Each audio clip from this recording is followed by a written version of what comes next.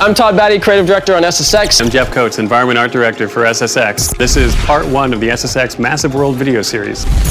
So starting with an interface inspired by Google Earth, there are 9 major regions around the world to select from. Within each one of those regions, there's multiple mountains, and on each one of those mountains, there's multiple drop points.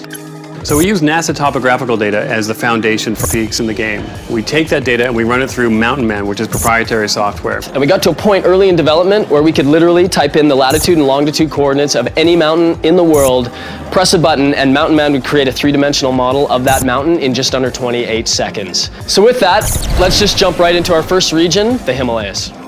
So the Himalayas are really about 2 very distinct different styles. At the lower altitudes, it's all about the Great Wall of China. You're going to be able to jump over that, ride down it, grind along the edge of it. The statues, the prayer flags, all things that give that region a unique sort of look. At the higher altitude, though, the Himalayas is one of the most gnarly, epic regions in the world. The deadly descent is something we call thin air. So here, the terrain is much more craggy and rough, and it makes it really difficult to get down the mountain quickly. But that's something you're going to be trying to do before you run out of oxygen. So the Himalayas overall have these 2 amazingly contrasting styles that we think make it an incredibly rich experience. Our next region is Alaska. And you know, when we look at Alaska, definitely one of the most iconic landmarks even in the world is the Alaskan Pipeline. So we thought it'd be really cool to build a gigantic SSX version of the Alaskan Pipeline that you could ride and grind on top of these huge pipes. So in Alaska, you start by going down these crazy ridge lines that open out into this valley, and there you see the Alaskan Pipeline. Now you can get up on the pipeline, ride down it, avoid avalanches, jump off and get back on again. Takes you all the way down through the valley down to the finish line.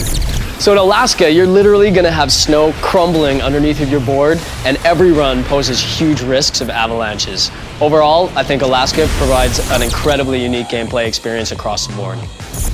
So next up, we have Siberia. You know, Siberia stands in stark contrast to the Himalayas and to Alaska. Definitely one of our darker environments. So Siberia is one of my favorite tracks from a visual standpoint. It's got a really oppressive, stormy feel to it. You'll be going down the mountain. When you come around the corner, you're going to come out into an abandoned nuclear plant. There's going to be lots of opportunities for big tricks, big air, all kinds of stuff. It's one of our widest maps. There are literally hundreds of different ways to get down the mountain. But we couldn't talk about Siberia without talking about ice, because that's what the deadly descent is in Siberia. And all of the maps and all of the tracks and all the mountains you're going to find in Siberia have very little snow. The ice definitely brings a completely unique wrinkle to the region of Siberia.